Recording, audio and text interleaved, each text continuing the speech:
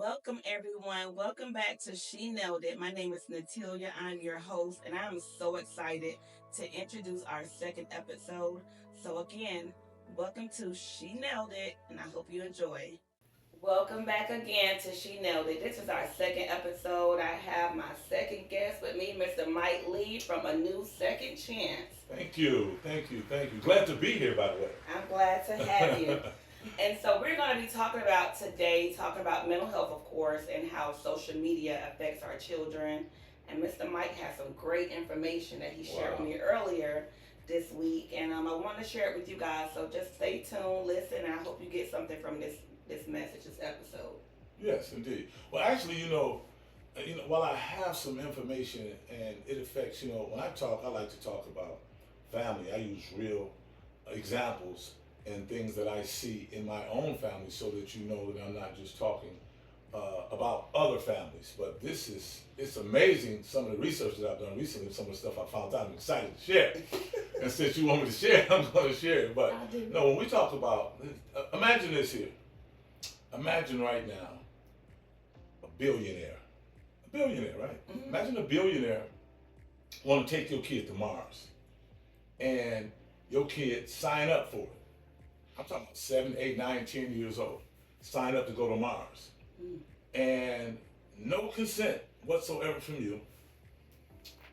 Would you allow your child to go to Mars with a billionaire at that age? No, right?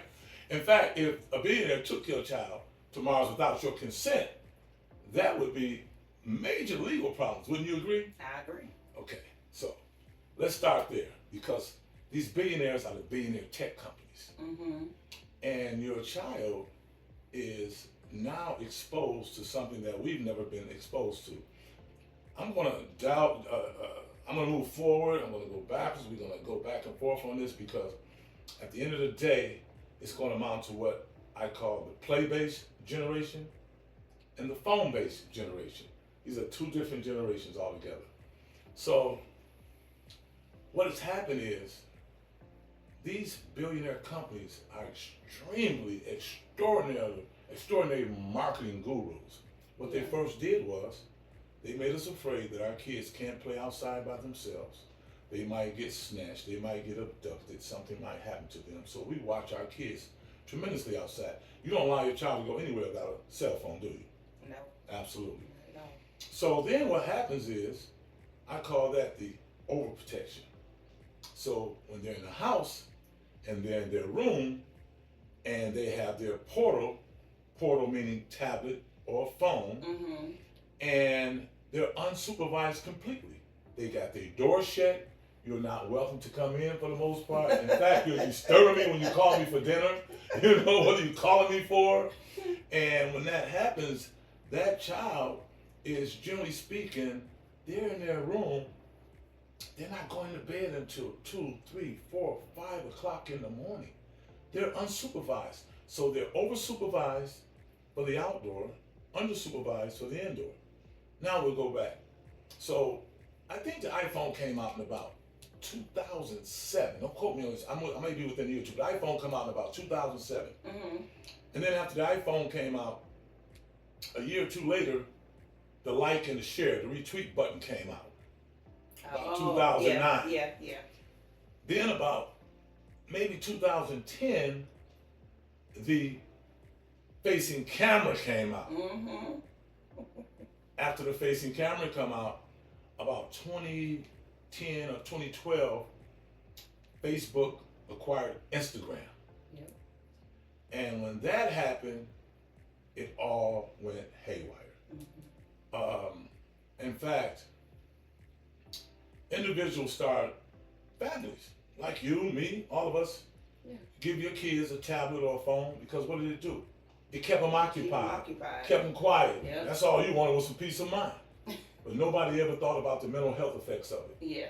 Nobody ever even dreamed about it, because you thought it was cool because everybody else is doing it. Because they make it to where you can think that everything's okay, because they have all these different apps. Mm-hmm. It can be educational apps.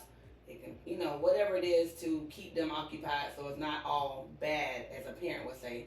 But that's not what the kids want to watch. No, it isn't. It rewires their brain Mm-hmm. at a critical age.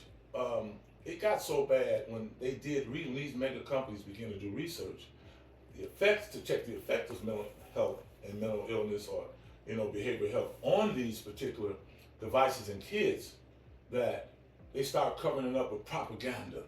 They put out these campaigns, denial campaigns. Yeah.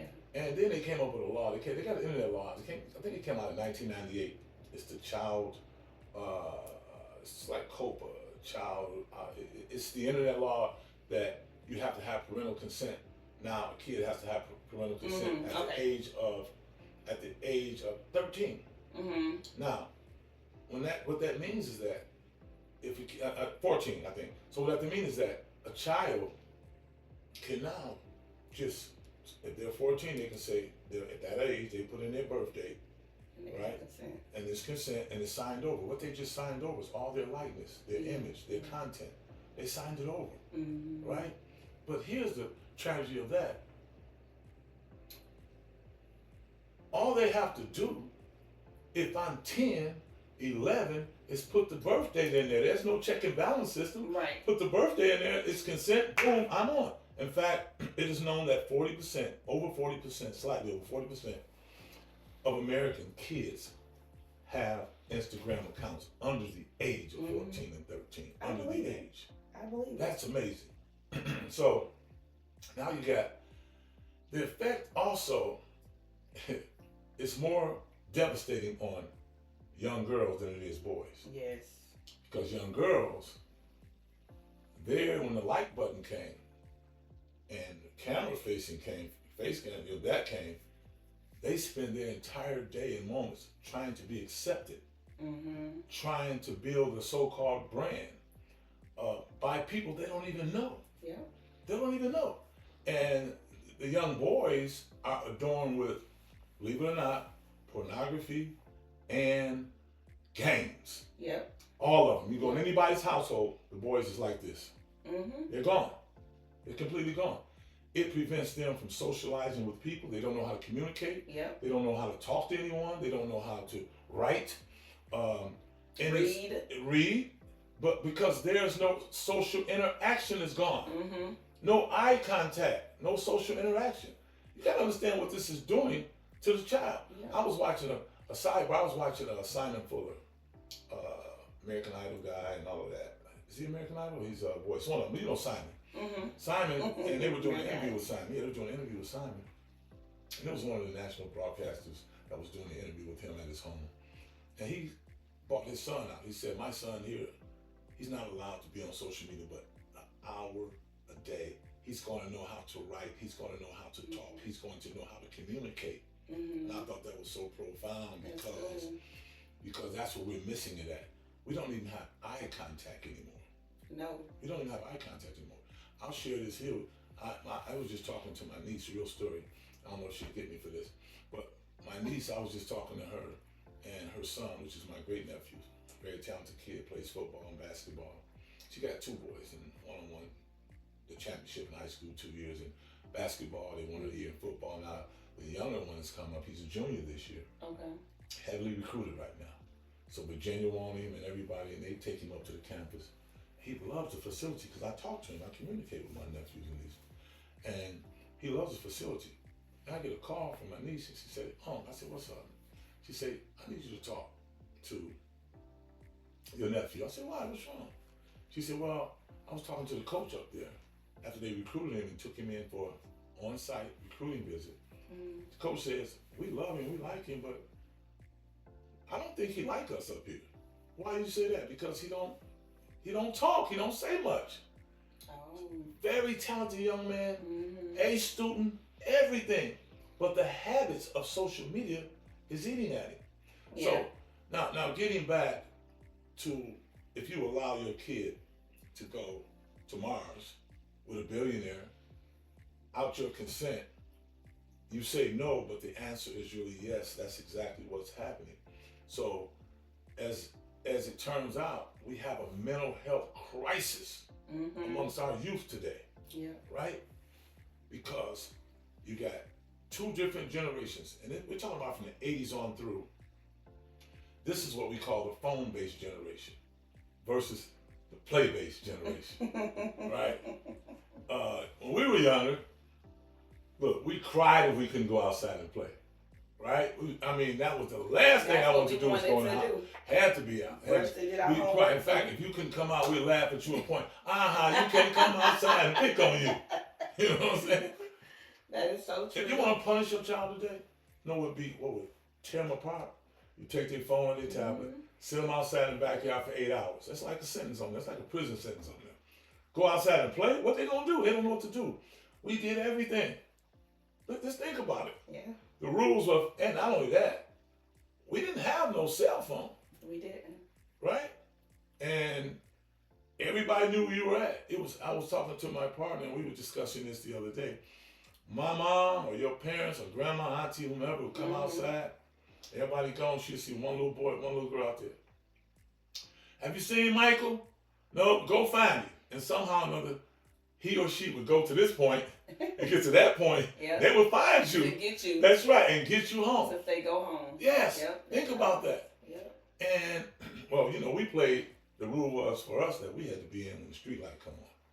Yeah, that was our cell phone. That was our alarm. That's right. And no matter where you're at in the city, the fun part about it, no matter where you're at in the city, right? That little flicker in that light come on. No matter, before it come full bloom, you were in roll call. So if auntie, grandma, mom, aunt come outside and call your name, you were there. Yep. It was so amazing. And we played. Yeah. So here's what happens. We call it, do you got any, what is your equity in the game? See, when we were coming up, the play-based generation, our relationship, we made friends, right? Yeah. We made friends like this here. We were talking to each other, and not only that, it took a while for you to become good friends. Yeah. Which means that it takes a while for you to break up. Even if I get mad at you, it was so bad. I'm going to tell you, we're in a neighborhood, and I would bet that it was across the country. You could be fighting your friend and then spend a night over his house that night. Yep. Think about that. That was a good one. Right? That's what it was. It was because of what you got. The more that you have into something, great relationships, the more you have into them, the harder it is to break. Yeah. So we fight to keep those relationships together. As a result, we got friends from years and years and years. Whereas in the phone-based generation, I don't like what you said. I don't like your comment. Click. You blocked. Yeah. Because I ain't got nothing in you anyway. Yeah. But there was no relationship built. There was no relationship at all. Media. Exactly. Yeah. So what are we allowing our kids to do? I mean, and it's really, being in the mental health space, and, I work with youth and adults, by the way. Yeah. And it's like I haven't seen this crisis that I'm witnessing today. And I'm not sure where it's going. It's not good, though. No. It's not good at all. It's not. Because you got individuals walking across the street like this. I'm talking about Mm-hmm. busy streets, Mm-hmm. in parking lots. You trust that this individual is going to stop. And then I grew up in Detroit, Michigan. I need to know my surroundings 360 at all times. I'm not going up the street with my ears covered. It's impossible for me. You can't hear. I can't do that. Can't do that. Can't do that. Even if it was just a dog that was going to get you. If it wasn't a person. But you can't do that. You can't be like this the first thing you're doing. Even at the stop sign, when you're driving a car, you act like this here. Anything can happen in your surroundings. It's just, we're at a moment in time where, and I don't know where it's going to go. I don't know the solution from it. I think I don't see the advantage of it. When Facebook originally came out, it was a good device because what it did was, it was a way to keep in touch with your friends and family. And find old people that That's you what I'm saying. school with, family you lost. It was a good connection piece. But now it's become more of a mental. The time that they have to pour into building a so-called online brand. Yeah, a profile. Yeah, and profile. Yeah. And getting the image and the likes that you want. Ain't none of it real. That's the worst part about it. It's not even real. Yeah. The relationships. Absolutely. And, so I'm going home for Thanksgiving, by the way. This year, I'm going home for Thanksgiving. And so my nieces and nephews, they know me because I don't play when it comes to these social media tactics. Mm-hmm. Like when they're with me, and even if I go visit them, I've traveled all the way back to Michigan to the Motor City. Mm-hmm. Ain't no cell phones, no tablets allowed. Period. Especially at dinner time. And that's important. Yeah. And a lot of times, that social media has taken the family dynamic away. Eating at the kitchen table, eating at the dinner table in the evenings. If they do, they got their phones with them. There's nobody talking. Nobody's knowing about each other's day because no eye contact. Everybody is eating and on their phone. You said it perfectly. Yeah. My little 7-year-old niece, and she comes to visit me. She's been about 3 years going now. I'm expecting her to see her next year. And her birthday was about a month ago. She had a birthday party at her home in Detroit. And I got pictures. And all the kids, when it's time to eat, ice cream or a piece of cake in one hand and a phone, and that's their party. Mm-hmm. Mm-hmm. That's their party. So when I go home, they know that I do not allow tablets or phones when it's dinner time. Or if I'm talking, because if I come to see you, like if I'm coming to visit, and my sister and my nieces and nephews upstairs or something like that, I call them downstairs. Ain't no games. Yes, it's up right. to you. Now, if you end up bringing your phone or tablet to the dinner table, they know me. They know that they got to give me their address because I'll be mailing it back to them. Right. That's real too, by the way. They know just to give me the address. Ain't nothing your mom can tell me, ain't nothing your dad can tell me. You broke the rules, and you know my rules, and I'm only here for a temporary time. I came to see you, and that's just what it is because we have to pour it into them. One of the other things, I think the generation is so young. You got grandmothers that are 29 and 30 years old. Grandmothers. So if I've seen some relationships with people and I like, is that your friend or your daughter? Because I don't know because of the way y'all interacting right now. And then also you got the nieces and nephews no structure. Yeah, no structure in their family, and you got the youngsters like that. And it's like, I just can't allow you to disrespect your mom or your dad in front of me. No. I won't allow that. I was raised old. So even though your mom and dad may allow that, but I can't let you do it in front of me because at that point you're disrespecting me. Right. And when I was younger, my mom would tell me, this is going to hurt you more than it hurt me. I said, Mom, what you talking about? You better whoop my butt. How this going to hurt you more than it hurt me? I didn't get it until I got older. She didn't want to do it. Right. That's why she didn't want to do it. well, it's even worse than that. You got some of the youngsters now, it's like, don't hit my kids.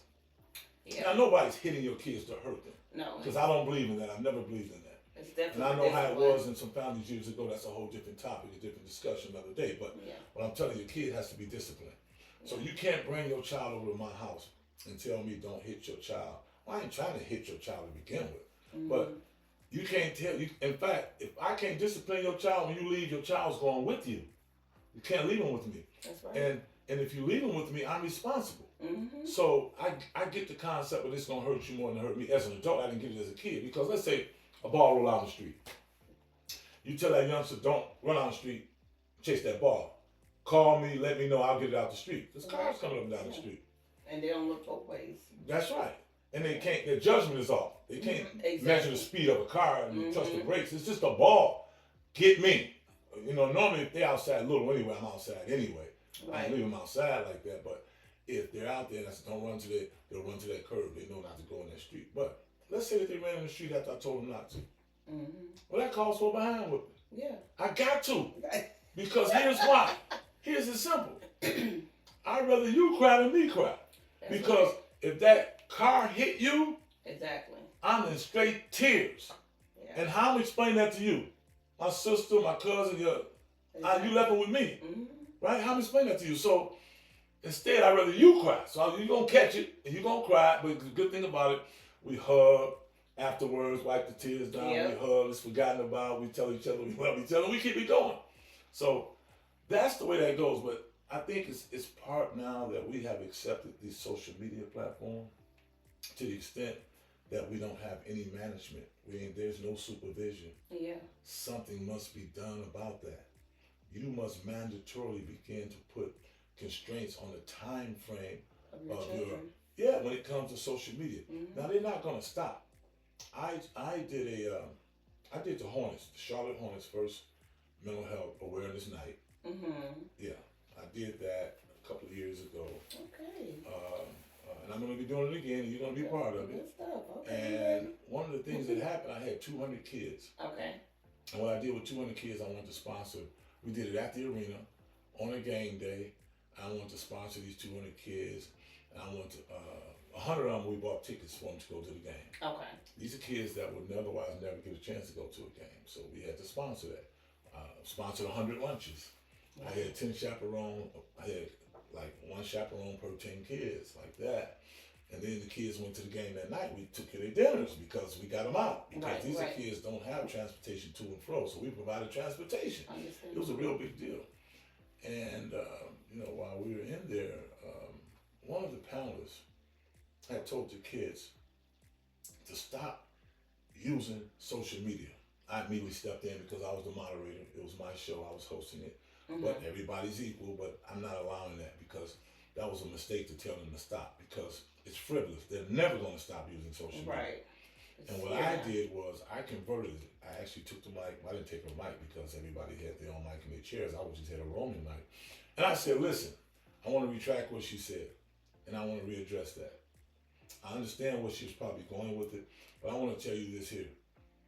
We have to stop using social media for all the wrong reasons and not all the right reasons. It's okay to have fun, but don't y'all realize that you can do or be anything in America that you want to do today because of YouTube? We didn't have YouTube when I was a kid. You know what we had? We had encyclopedia. And we didn't have a whole set. I had A through G. I'm coming down to your house to get G through L. I'm coming down to somebody else's house and get J through L or whatever it was. Search. Exactly. And then I explained to them, like, use it to an advantage. I started asking some of the kids, what do you want to be? What do you want to be?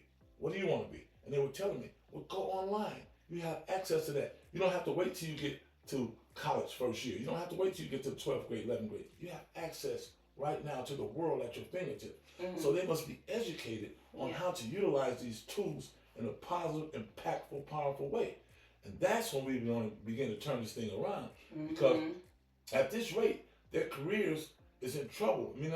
What I mean by their careers, their trajectory, to be executives in America, to be the power players in America. Yeah. You're not going to do that on your device. No. It don't happen, But you said something, maybe like a week ago when we were talking, you said you was reading a book, and you said it was statistics saying that social media was put to the children, how it was placed to deter the children from like their education, from them to have socialization skills. They became the phones are called androids. The kids are the droids now. It's like an army. Not only that, they're controlled by another how do I say it? Because I just don't want to say China. But it is. I mean, China has all the kids' information. Yeah. And they're stealing our kids. They started from the ground roots up. Even the great Roman Empire fell. But it was designed to, that's what you said, it was designed to stunt their socialization skills, to stunt their attendance in school, their learning ability, them to communicate, absolutely, read, write, make decisions, everything. Yeah. Because it's taken away from that learning ability that they should have without social media, and they're just basically in their phones or in their tablets. Exactly. So they're being controlled, and so the separation piece there, it was intended so that because you're nothing but a number to them. I always say this here. When you're dealing with Instagram, Facebook, it's free, isn't it? Whenever it's free, that means you're the product. Yeah. That's all that means. How is Zuckerberg and the boys billionaires? You ain't paying for it. Where they getting money from? They using your content. They're really selling it back to you. And they use advertising. And they sell it to them. Then you go buy it with the advertising you gave them all the algorithms and everything. Yeah. So there is nowhere where I can see unless we intervene. And I haven't got to that part yet to understand exactly what are some of the tools that we're going to use and that we can use. I can tell you that you can start by regulating what content your child is having access to. You can't really regulate it like that, but you need to direct them to some positive content. Right. Because they're not going to stop doing what they're doing. No. We've lost them. Yeah. I mean, let's be real, we've lost them. And they have a thing now, good, it's even good for adults, screen time. So you can kind of basically time how long you want to be on social media on a day-to-day basis. So you can do that with the children as well. You can, even if you want them to just have an hour a day, you can say maybe after school from maybe 6 to 7, you can be on social media. And you can do that every day on the weekend. Maybe you can say 2 hours. You can, so they do have that option. And I think it's because of, social media being such a big impact in their lives in a negative way. So screen time is definitely a good option. Of course, monitoring what they look at as much as you can. You know what I've learned though also? Like, if the parents, if you just ask them so they won't. Honestly, I got one niece where she don't put down her tablet because her parents don't ask her to. Because I ask her, I say, when Uncle's here, we go to dinner. She no problem. She puts it down. Yeah, they don't ask them to, so they just continue on. It ain't like they won't or that you can't. They're not being instructed. We must get our kids back from Mars sometime. Right. I just want to tell you. So you better build you a rocket and get your child back from Mars because they're gone. They are. We aren't in control of them anymore. That is true. And the things that they're being fed, because their brain, as I said, are being rewired, and they're at a critical time where it's a fire hose. Just think about fire hose, how the water comes out. That's the content they're spewing. And they're spewing the type of content that makes you want to get more and more to keep you occupied, to keep your attention span, everything. So you have no time to learn. You're not learning anything. You just keep going. I mean, look, what do we do, honestly? It looks like you have a heart attack if you reach for your phone and it ain't there. You left somewhere. They wake up. Even adults wake up. Yes. The first thing they do is what? Over here, boom. It's right on the side. Yeah, right on the side. It's got to be in their reaching distance. Sometimes we don't even say, Lord, thank you for waking me up this morning. First, I can honestly say. They grabbing their phone. I can honestly say, the first thing I say upon my eyes open is, I thank you, Lord, for raising me this morning. Yep. First and foremost, before my feet touch the ground. That's right. Right? Now. But that's somebody like us with a little bit of life and wisdom. Right, exactly. But you got to teach the kids that too. Because. Absolutely. Social media not going to teach them about God. Social media not going to say, hey, when you wake up in the morning, read a verse, a day verse, a daily verse, or say, thank you, God, for waking me up this morning. That's right. They're not going to teach them that. That's what we got to do. Well, we have to do that. And because we got to understand that, and I am a man of faith, so I love talking about the Lord, just so you know. Me too. So, when we talk about grace and His mercy, it's amazing. And you ain't get grace just because you paid your tithings this week. That's right. Or just because you bought the church gowns or, contribute to that. That ain't why. That's right. That grace is so that you get a chance for redemption to return yourself to Him because He already paid the price for us. He did. And we have to understand that. And that's another thing that we have to begin to instill in our youth and our kids.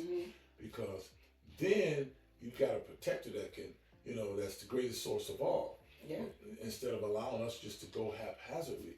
And you got to start them young. Exactly. You got to start them young. So, because when we were kids. Says what? Raise them. Kids. Exactly. Yeah. Because when we were kids. Part. Yeah, but when we were kids, like today. I was in church from sun up to sundown on Sundays. Yeah, but now every Tuesday, every Friday. Yeah, and I'm not even saying we got to do it like that. I know we don't, but it was instilled in me. It was. Well, so even though we're in a different day and time, we still got to put it in them some shape, form, or fashion. Oh yeah, well for me, look, here's 3 things you're gonna do in my family. There's 11 of us, by the way. Right, I'm the middle child. I never knew I was a middle child until I was an adult. I like 3 older sisters, 3 younger, 2 older brothers, 2 younger. But I never knew none of this until I was an adult. But it was 3 things you're gonna do in my family.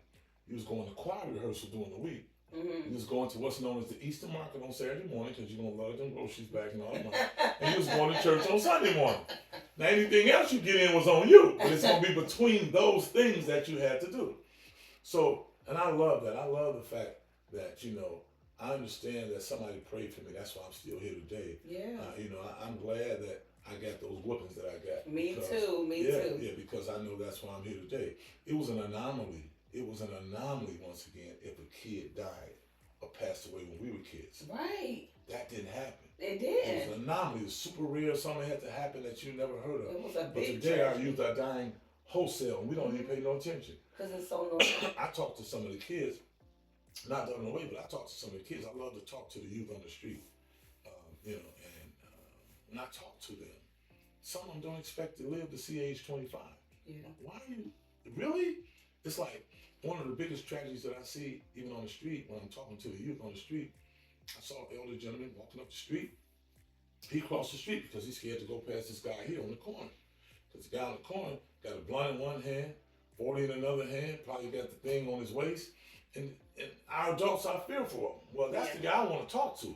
Mm-hmm. But I want to talk to him, not through him. I want to talk to him. Yeah. And if I get a chance to talk to him, the difference in those guys, they'll listen too. They're hurting for guys like me and others. They are. They just need somebody to talk to, but you have to have some type of experience to talk to them. When I talk to them, I say, listen, young man, I grew up in the city of Detroit. I could be on drugs. I could be dead. I could be in prison. A lot of stuff I could tell you. I just didn't get caught, bro. I just didn't get caught. That was the difference. Right. You know what I'm saying? Mm-hmm. And because I didn't get caught, so then I start, and I tell them, I say, I've seen your day. You have to pray to the good Lord that you see mine.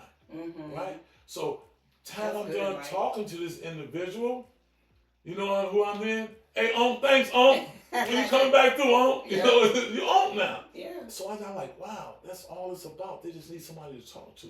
Yeah. So there's a long range of us, losing our youngsters, not just to the billionaires and to Mars, but being alienated because we're not talking to them. Mm-hmm. It's not enough men representation. It's not, especially black men. Because yes, and for me, like say what you want, I just don't believe that. And it's personal for me. I just don't believe that a woman can raise a man the way that a man would raise it with a woman. I believe that. Can't raise a boy the way it would be raised with a boy. Like you can't. because I believe that. yeah, you need to have that other part. And even the raising of that was different. Like the big mamas was different way back in the day. Yeah. And the man was different too. Yeah, you go. There you go. Because it's like if it was a fight in the street and Big Mama came outside to break it up, you better not touch her by mistake. The two guys fighting stop and right. get you. They know better. Yeah, they know They better. know better. It was So a respect thing. Yeah, but that play-based generation, I love the play-based generation. Getting back to what's going on with this social media, I love the play-based generation. The play-based generation is where I'm from. I can show you scars and wounds where I failed and hurt myself. These other guys can't show it. Because they just fell out the bed. Right. Ain't nothing happening. There's Right. no, I think little boys need to fall. They need to hurt. They need to ride scratch bikes. up. They need to ride bikes. Everything. There you go. They need to wrestle. Yes. They need to run. They need to play play baseball, basketball. football. We played everything coming up. We played tackle in the snow and tackle when the leaves fell. They was thick enough. Yep. Other than that, we played touch. We played baseball. It was enough of us that we would get up and then we played football and we played tackle. And not only that, we rode bikes. So you said rode bikes. On Saturday morning, you would hear clink, clank, clink, clank. If you didn't have a bike, guess what? Somebody had a frame. Yeah. Somebody else had the handlebars. Somebody had the. We They put had you a bike together. We had wagons. Right. There you We go. had anything with wheels Right. to pull each other Right. along. Pull or push. We You know what I'm We saying? used to make a train. We used to Yes. have everything. Yes. So, I but don't yeah, see none of definitely. that in the neighborhoods anymore. I don't see jacks. I don't see bat and ball. I don't see hopscotch. I don't see No. dodgeball. I don't see marbles. I don't see tiddlywinks. I don't see none of this. Nope. That was the play-based generation, and we had to understand how to build tools because we were building stuff with nothing. Yeah. So it could be an advantage to be, on your devices if there's some guidance, some direction, and For the not right just reasons, too. fun and people feeding you and rewiring your brain to what they want you to look like. Yeah. Because now they're depressed because they're not getting the likes from the stranger Mm-hmm. that they don't even know. Exactly. They want to look like this here. You don't even realize that that ain't real. It's all a facade. And Mm-hmm. we're not there for them. They're being brought up again on their own, late nights, early morning. It's affecting their school. It's no You've been up structure. all night, now you're going to school. My kids been to bed at 8:30 every night. Mm-hmm.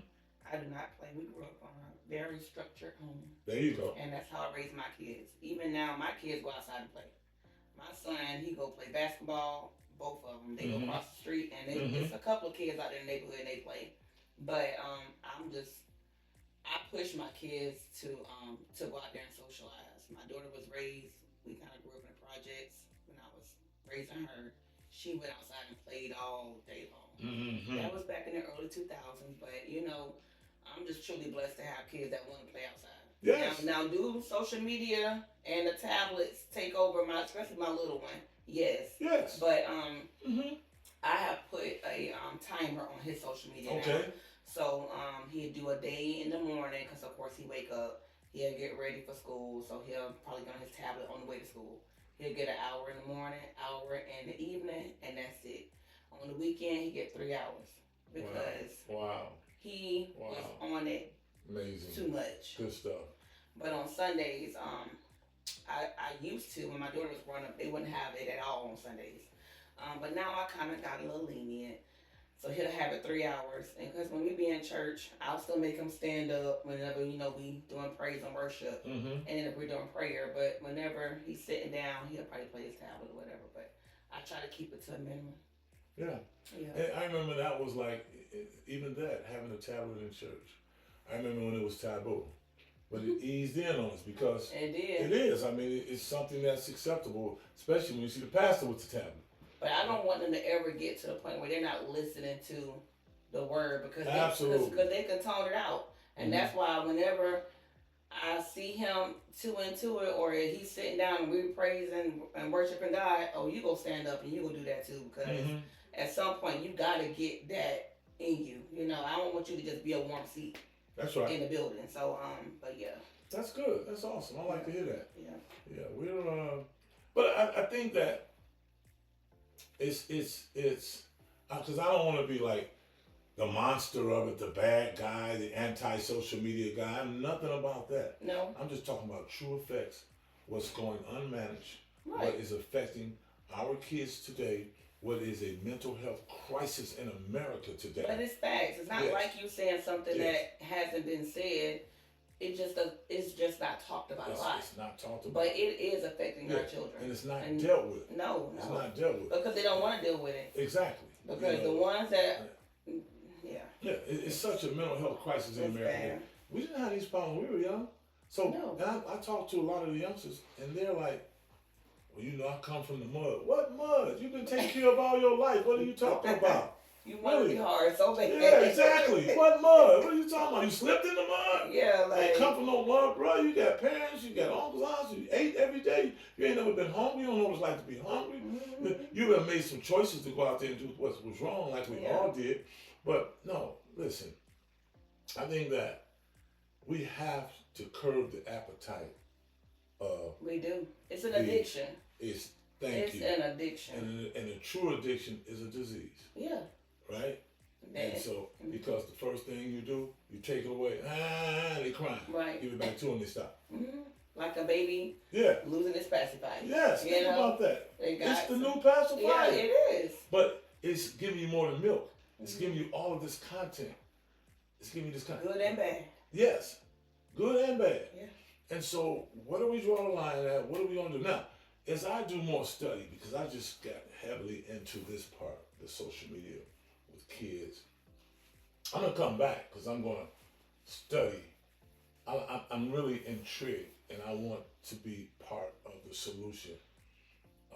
I want to be an advocate for change and in a positive way and help. Mhm. Something that turns the youth around to make them, to reconnect them again. Because right now they're disconnected. That's true. That's true. They're completely disconnected. And it's up to us as individuals, as adults, because we share the responsibility. It's not just them. Yeah. The responsibility is also on us as adults. Yep. Because a child don't know unless you tell them. And sometimes it's okay to cry. That's what tear ducts are for. Yeah. Let them cry. Mm-hmm. You know, back in the day, you know what that Okay. was when you cried. Keep crying. I'm gonna give you something to cry for. All right. Okay. So we're in a new day and time now. yes, So we're we in a gotta new day and change time. that dynamic. So we have to utilize some of the old school tools and regulations, but we have to understand how to bring them into today, because what has happened, we have allowed the separation gap to get this far. Had we addressed this when it was here, it'd be easier. Yep. It's here now. And so it's a different separation, and how we turn that around. That's what I'm looking to do. Like, I want to be a part of that. I want to be a part of that. I want to, and I don't know what it is right now, but I'm gonna let you know that. Find out, you let me know, so we can I'm be a going part to of it together. continue. I will. I'm going to continue to read and do my due diligence and stay prayerful, and I know we'll get some answers, and we're going to be able to turn this thing around. That's right. Yeah, One day at a time. Yeah, it's one day at a time, and everything isn't for everybody, but I just think that if you do your part, then I feel good. I feel good. Because like they said back in the day, it takes a village to raise a child. So You know, it's just so true. It's going to take more than one of us. I doubt that most people today, when you talk about the village to raise a child, when we were young, we knew everybody in the neighborhood. That's right. Every block. That's right. You know, and if it was a holiday, by the time and they're cooking and barbecue, by the time you got home, you wasn't even hungry. No. You know, if I came over to your house and I was a kid and I'm going to see my friend Rob, all I had to do, knock on the door. Miss Johnson, how you doing? And come in. We didn't wait on nobody to come to the door. Now your door's locked when somebody comes. We can actually leave our door open. Exactly. We left the door open. And now if you bring somebody over, who's that coming? You know, who's that? But you got to be mindful about. There you go. And you may not know your neighbor left and right of you today. No. Because we knew everybody in the neighborhood, even the lady that didn't come outside that called your mom and told her everything. And our neighbor, her name was Miss Grace. But yeah, but that's what it was all about. And so it's a different day, it's a different time, and things have changed. I'm not advocating that we stay with an old mentality, but some things did work. Yes, we have to extract the things that kept us here. That's why we're here. That's why we're still standing. Yeah. You know, and we're still standing with the grace of God. And I think that there's a light at the end of the tunnel. You know, we just got to find out where that light coming from. We're going to make it happen, I'll tell you that right now. This is so awesome. I'm glad for you. Glad for you, by the way. Thank you, Mike. She nailed it. I did. I love the name that she nailed it. Thank you. This is something good, because what you're doing is putting a voice out there. Yes. It's going to get bigger. It's going to get better. Thank you. And I look forward to having an opportunity to advocate on your behalf and help you grow your brand and things like that. And continue to talk about, the things that's going to make a difference in our lives, the youth, and our youngsters and all that good stuff. Thank you, Mike. I really, really appreciate you coming on. I really, really appreciate the knowledge that you have provided to the world today. With some good stuff, and so you just keep doing what you're doing, and I'm gonna do what I'm doing, and we're gonna do it together. Okay. And I look forward to it. We can change the world one day at a time. Yes. But thank you for coming on. Thank you for having me.